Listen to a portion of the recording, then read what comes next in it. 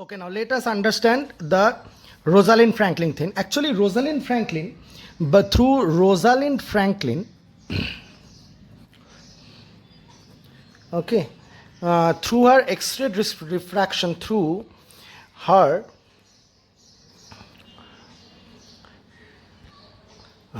Rosalind Franklin, through her X-ray diffraction experiments,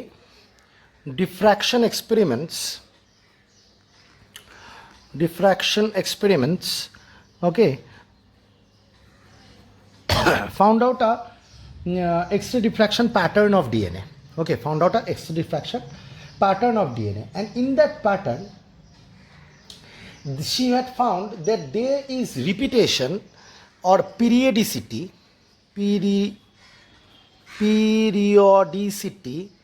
or repetition. She found some kind of repetition she found after each 3.4 Armstrong and also after each 34 Armstrong. Okay, so this was very interesting understanding that Rosalind Franklin saw that X-ray diffraction image. I will show you her X-ray diffraction image. See, this was her X-ray diffraction image. Okay, and she found repetition in this X-ray diffraction image after every. This was her image. Now you need very better understanding of X-ray and all to understand this image. I'll not go into much detail. I just wanted you to show this diagram that what Rosalind Franklin's result was. Actually, I believe that she actually deserved the Nobel Prize for discovering DNA structure. But however, not going into any controversies. So this is the X-ray diffraction structure, and she found repetition after every 3.4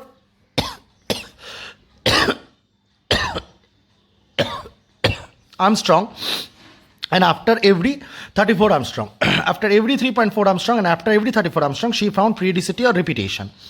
Now, this data and the data that A is bonded to T and G is triple bonded to C, Chargaff's data, these two data collaborated together, and other chemical data or other experiments of the DNA as a chemical structure, those all data were taken by Watson and Crick,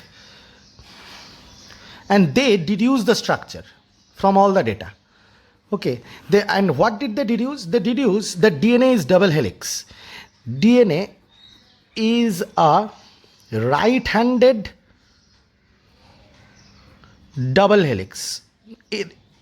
I'm strictly talking about what Watson and Crick said. Okay, right-handed double helix. Okay, in case of DNA is a right-handed double helix, when they said, then right-handed means when you take a helix, how does a helix look like? A helix look like this.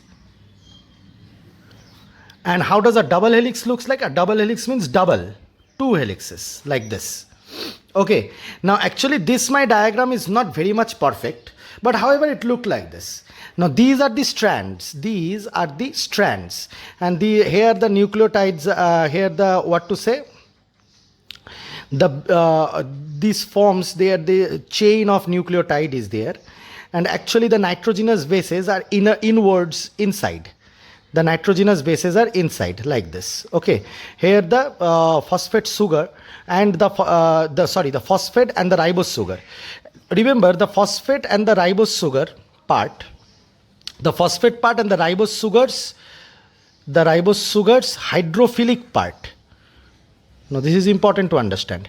The phosphate sugars and the ribose sugars hydrophilic part in the DNA fiber. What did I mention? The DNA fiber, not the solution of the DNA.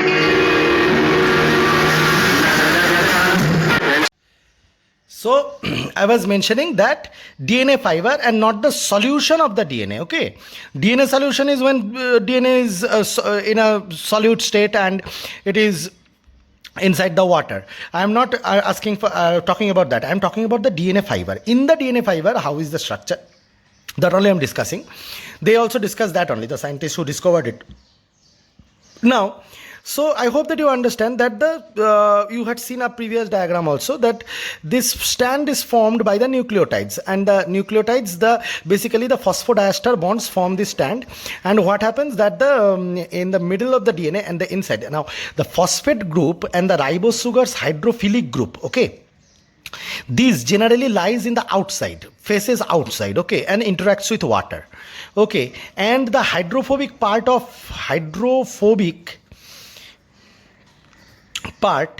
the endo part, you can say, okay, or the endo part, hydrophobic part or the endo part, you can say, it generally is and the base, nitrogenous base. Do you know why they are called nitrogenous base? They are called nitrogenous base because they are basic in nature. The purines and the pyrimidines, okay, pyrimidines, they are basic in nature. That's why the name is nitrogenous base. Please remember this. Anyway, they are in the middle and they interact with each other. Now what happens is that I told you right-handed. Right-handed means if you take the helix in your hand, okay, just focus here. If you take the helix in your hand, okay, just hold on. If you take the helix in your hand and if you look, point the helix away from you, and if it goes away from you in a clockwise direction like this, okay, like this, clockwise direction, take the helix in the hand and it goes away from clockwise direction like this, that is known as right-handed helix. And what is left-handed helix? If you take it in your hand and point it away from you, and if it goes in anti-clockwise direction like this, then it is known as left-handed helix. Remember, so what is the meaning of right-handed helix? If you take the helix in your hand and point the helix away from you, okay, and if it goes in clockwise direction in this way, then it is right-handed helix. And if you take the helix in your hand and you point it away from you, and if it goes in anti-clockwise direction this way, then it is known as left-handed helix. So I hope that you have understood the meaning of right-handed and left-handed helix. Now there are three forms of DNA: A DNA, B DNA, and Z DNA. I will discuss this A DNA, B DNA, and Z DNA. This right now I am discussing is B DNA, which is right-handed helix. A DNA is also right-handed helix. Both are right-handed helix. But then Z DNA is left-handed helix. Remember this. Okay. Now let us go into the structure, what Watson and Crick said. Watson and Crick actually discovered the B DNA, and the variants are A and Z, which were later on found in the past cells, okay, and the leukocytes. Later on I will say the A DNA was found. And Z DNA is found in various archaebacteria and all. So where is B DNA found? B DNA is found in maximum of the organisms, most abundant form of DNA. A DNA is found in our leukocytes, remember, and Z DNA in our leukocytes. Pass mane puj, in the leukocytes, okay. And Z DNA is found where? In the archaebacteria, primitive bacteria. Okay, so remember this. Now what happens is that let us go into the structure. Now we understand the meaning of right-handed and left-handed. We understand that where the hydrophilic ends are pointed and where the hydrophobic ends are pointed, inside in the middle. And in the middle you can understand all the nitrogenous bases are bonded, A and T, G and C, okay, all these things are bonded. And that means you understand this simple factor that, okay, the helix is formed like this. Let me consider it as B DNA only. That is the right-handed helix. Okay, the helix is considered like this. Now what happens is that inside all hydrophobic things are there, and outside the hydrophilic moiety or the hydrophilic parts are faced. The phosphate and everything, leftover phosphate and everything are faced towards the outside, which faces the water. And in the nucleoplasm also, or in the cytoplasm of bacteria also, there is water, so it faces the water. And hence in the middle there is what? There is the bonding between A, T, G, C, which makes it complementary by its hookup. That all things are there. So these are the things was told by Watson and Crick. Now another thing, that this helix has two things: one major groove, another minor groove. Now I will show you what is major groove and minor groove. When the the bonding occurs, when the strands form, okay, the strands forming major groove and minor groove. I will show you. See, Actually, I told you, no, my DNA helix drawing was not so perfect. Here is a perfect helix drawing. This is how a perfect BDNA looks, and this is the minor groove. This, it is pointed little wrong. See, minor groove, small groove, and this is the major groove. See, this is the major groove. Major, the groove means khaj. বাংলায় গ্রুভকে খাজ বলে okay so the major groove বড় groove and this is the minor groove this portion is the minor groove and these are the turns this is first turn again this is first turn, this is one turn, this is another turn, from here to here it is one turn, from here to here it is another turn. In this way they are turned. Okay, now remember that the distance between these are definitely, you can understand that the bases are there, okay, and the bonding is there, and remember that they lie actually what happens is that the distance between the each of the base pairs, we call the name base pair. Why do we call it base pair? Because they pairly appear, no, A bonds with T, G triple bonds with C, so they pairly appears, pair. So that's why they call base pair.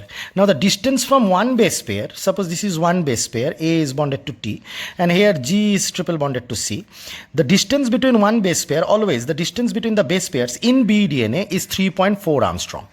So that is the reason why now you can understand that Rosalind Franklin saw the repetition at 3.4 Armstrong. And again, Watson and Crick found that in one turn of the DNA, this is little bit wrongly drawn, this is not the actual, this is the one turn. Okay, now in one turn he found that in the DNA fiber there are 11 base pairs, there are 10 base pairs, 10 base pairs there are. So 10 into 3.4 Armstrong will give you 34 Armstrong, right?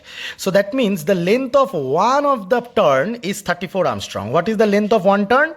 So the length of one turn is 34 Armstrong. Definitely it should be. So I hope that you understand that because the distance between one base pair and the another base pair, AT and GC suppose, and again suppose GC, or again suppose AT, okay, so the distance is 3.4 Armstrong, right? So 3.4 Armstrong ka distance, 3.4 Armstrong ka distance, all 3.4 Armstrong ka distance, GC 3.4, and there will be 10. So what will be the length of one turn? Length of one turn will be 34 Armstrong. Remember, length of one turn will be 34 Armstrong. So this is how the DNA looks. And so I hope that you understood this thing.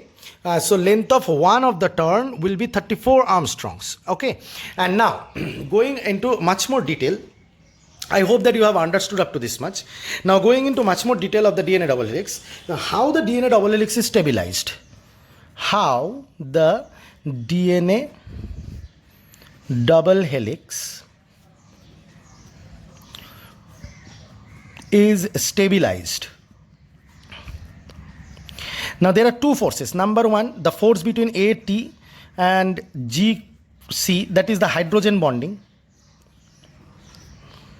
Now you will think that the other one is phosphodiester bonding, which is between the nucleotides, which forms the strand. No, that is not stabilizing bond, that forms the strand. I understand that is not stabilizing force. The stabilizing force is non-specific interactions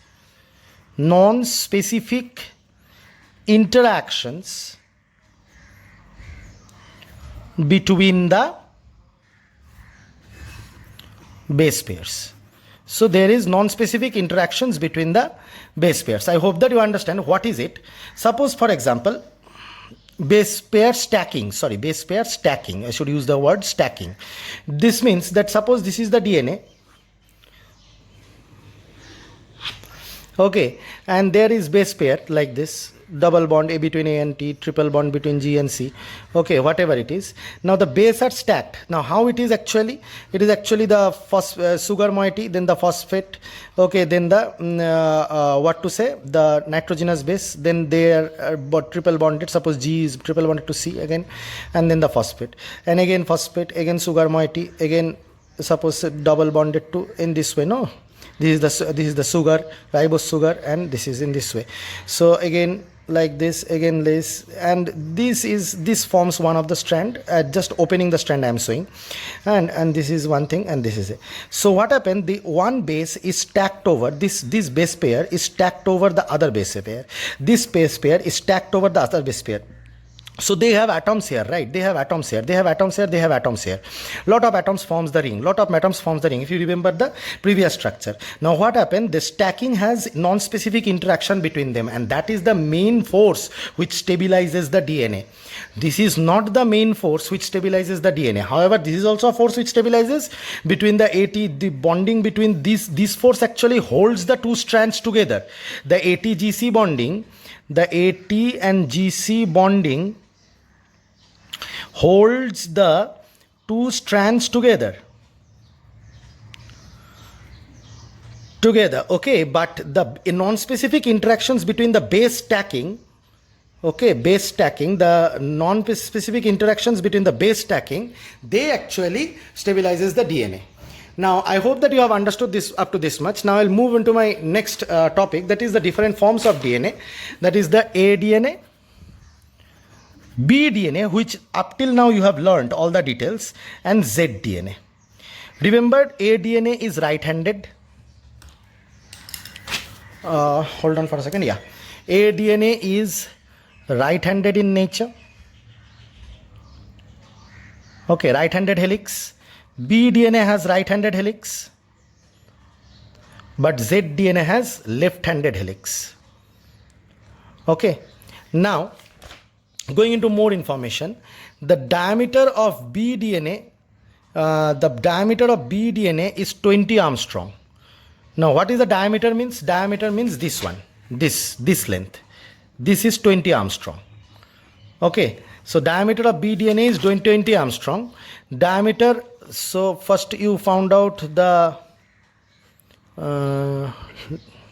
what to say, helix nature, helix, right-handed bearer, and then diameter. So diameter is, it is B DNA is 20 Armstrong, A DNA is 26 Armstrong, and Z DNA is 18 Armstrong. So from here we understand that if this is the, now if you understand this data, okay, you will understand one thing, that if this is the B DNA like this, okay, then A DNA is little bit more chapter because the diameter is more. Okay, diameter is more, and the Z DNA is little bit lomba type. Yes or no? Little bit long type because the diameter is less. I hope that you understand this, and that is about the diameter. Okay, and then comes the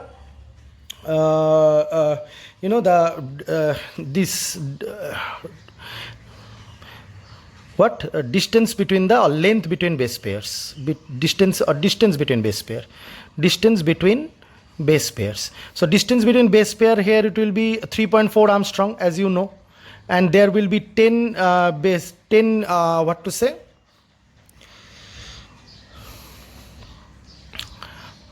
10 base pairs in one turn. So 34 Armstrong is the length of one term. Okay, so in this case it is A is having 11 base pairs. Okay, and the distance between one is 2.6 Armstrong. Okay, so it is 11 into 26, 2.6 Armstrong. This is the length of what? This is the length of the one turn. Okay, I hope that you understand all these things. I'm writing little bit. This is the length of one turn. This is the length of one turn. Length of one turn. Okay, so this is the length of one turn.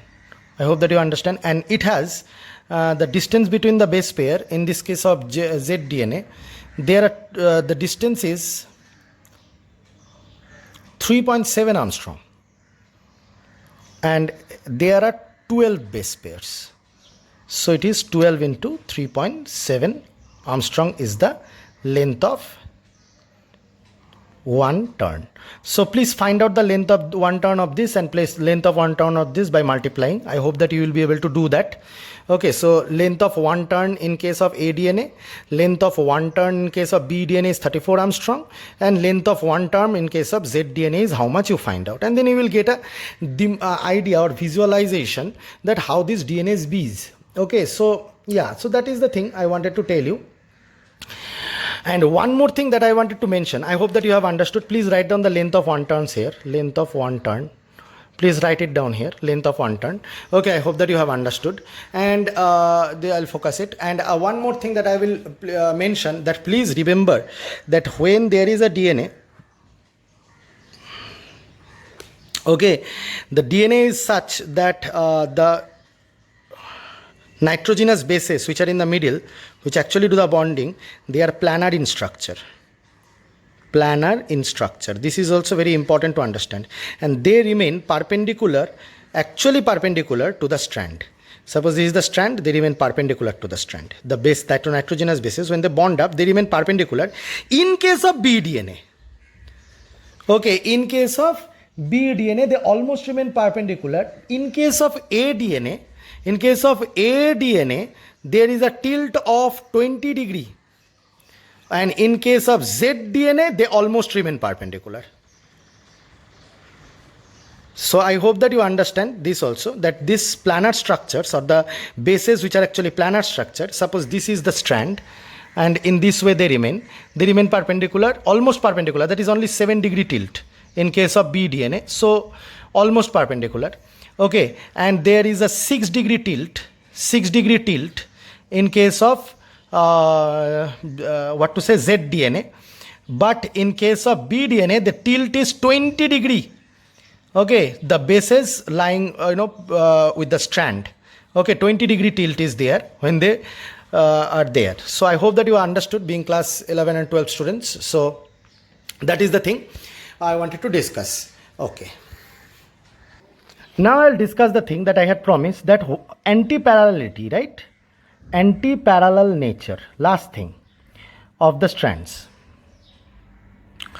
Nature of the strands. So talking about the anti-parallel nature of the strand, I would like to say that you see,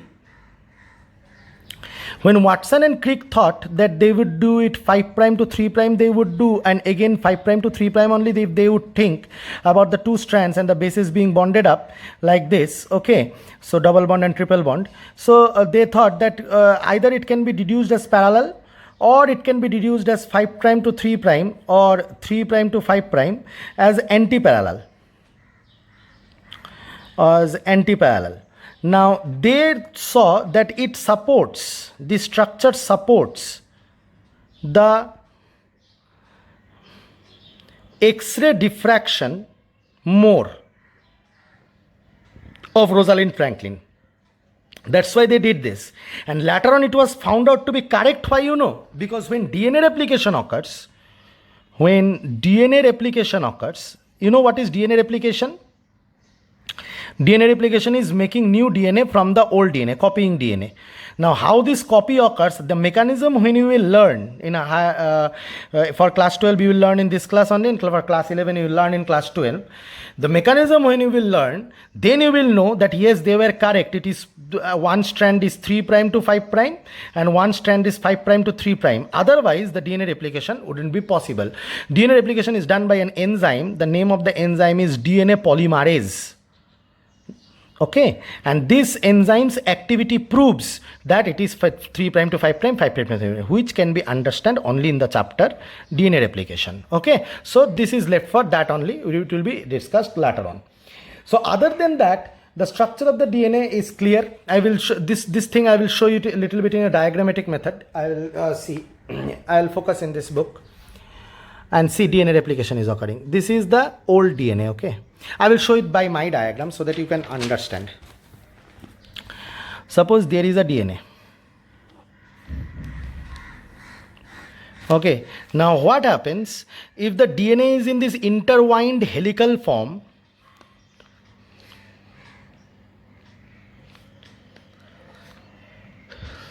replication is not possible. For replication they should open up. So what happens, from one of the portion they open up, like this, open up, so it looks like this, they opens up, okay, and from here the copying starts, okay, and from here the copying starts, and when the copying starts, the DNA replication occurs from 5 prime adding up to 3 prime adding, means প্রথমে একটা nucleotide add হয় যার 5 প্রাইমটা ফাঁকা থাকে, আর 3 প্রাইমটার সাথে আরেকটা 5 prime, আর তারপর আবার 3 প্রাইমটা ফাঁকা হয়, আবার আরেকটা সুগার অ্যাড করে যেটার সাথে 5 প্রাইম আর 3 প্রাইমের বন্ডিং হয়, তাহলে 3 প্রাইমটা ফাঁকা থাকে, আর এইভাবে চলতে থাকে। তার মানে যদি 5 প্রাইম টু 3 প্রাইম সিনথেসিস হয়, ঠিক আছে, তাহলে এখানে যদি ফাঁকা থাকতো তার মানে এটাকে 5 প্রাইম থাকতেই হবে, তার মানে এটা কি উপরে 3 প্রাইমে শেষ হয়, তার মানে এখানেও তার মানে 5 প্রাইম টু 3 প্রাইম যদি হয়, তো এইবার এইখানে না এইভাবে করতে পারে না, ও এইখান থেকে শুরু করবে, মানে এই স্ট্র্যান্ডটা রেপ্লিকেশন করলে এবার এই পাশ থেকে রেপ্লিকেশন শুরু করে, তার মানে এই পাশ থেকে যদি রেপ্লিকেশন শুরু করে তার মানে এখানে 3 প্রাইম টু 5 প্রাইম যেতে হবে, তার মানে এখানে 5 প্রাইম থাকতে হবে। তাহলে দেখ, এই যে এই প্যারেন্ট স্ট্র্যান্ডটার এখানে 5 প্রাইম ছিল, সরি, ওহো, I'm so sorry, hold on, I'll just repeat it, okay? Suppose ধর, I'll use a different pen, I messed it up, I'm so sorry. Suppose ধর এরকম, হ্যাঁ, সাপোজ ধর এটা 5 প্রাইম হবে, তাহলে এইভাবে আসলো আসলো আসলো, এটা 3 প্রাইম হবে, তাহলে এটাকে ডেফিনেটলি 5 প্রাইম লিখতে হবে, গেল গেল গেল, এটাকে 3 প্রাইম লিখতে হবে। এবার যখন আলাদা হবে, যখন ডিএনএ রেপ্লিকেশন শুরু হবে, তখন কী হবে, এইভাবে আলাদা হয়ে যায়, হেলিক্সটা এইভাবে খুলে যায়, তাহলে এই হেলিক্সটা যে 5 প্রাইম থেকে এইভাবে খুলে, তার মানে এখানে 3 প্রাইম থাকতে হবে, আর এটা তাহলে 3 প্রাইম টু 5 প্রাইম থাকতে হবে। এইবার এখানে যখন রেপ্লিকেশন হবে, ডিএনএ রেপ্লিকেশন সবসময় 5 প্রাইম টু 3 প্রাইম হয়, তার মানে এই পাশ থেকে ডিএনএ রেপ্লিকেশনে আরও ডিটেলসে বলা হবে এই জিনিসগুলো, ঠিক আছে? ডিএনএ রেপ্লিকেশন হয় একটা, এটা রেপ্লিকেশন হবে, এবার এখানে স্ট্র্যান্ড সিনথেসিস হবে, আবার এইখানেও স্ট্র্যান্ড সিনথেসিস হবে, ঠিক আছে? আর তারপর আবার এরা দুজন মিলে ডবল হেলিক্স ফর্ম করবে, তারপর আবার এরা দুজন মিলে ডবল হেলিক্স ফর্ম করবে, আর exactly copy of this DNA তৈরি হয়ে যাবে, দুটো কপি তৈরি হয়ে যাবে। তো I hope that you understand this. আর এবার এখানে কী হয়, এখানে ডিএনএ পলিমারেজ যখন অ্যাক্টিভিটি অফ ডিএনএ পলিমারেজ যখন স্টাডি করা হয়েছে, সেটার আর ডিটেলসে আমি এখানে গেলাম না, কারণ ডিটেলসে যেতে হলে যেই কারণে এখানে আমার ভুল হলো, কারণ আমি ডিটেলসে না গিয়েই বলতে গেছিলাম, so I did a mistake. So আমি ডিটেলসে গেলাম না, কারণ ডিটেলসে যেতে হবে, তখন তোরা বুঝতে পারবি, কারণ ডিএনএ রেপ্লিকেশনে প্রাইমার দরকার হয়, অনেক কটা টার্ম শিখবি নতুন নতুন, যে সেগুলো তো আমরা খুব রিসেন্টলি আসবো, ঠিক আছে? তো তখন কী হবে, তখন তুই বুঝতে পারবি যে ডিএনএ পলিমারেজ যখন ডিএনএ সিনথেসিস করে, তখন কিন্তু উল্টা 5 প্রাইম টু 3 প্রাইম সিনথেসিস করার জন্য তখন কিন্তু বোঝা গেছে যে না, প্যারেন্ট ডিএনএতে অ্যান্টি প্যারালাল স্ট্র্যান্ডই থাকতে হবে, এটাই এভিডেন্স, ঠিক আছে? এটাকে মাথায় ঢোকাতে হবে যে এটাই এভিডেন্স।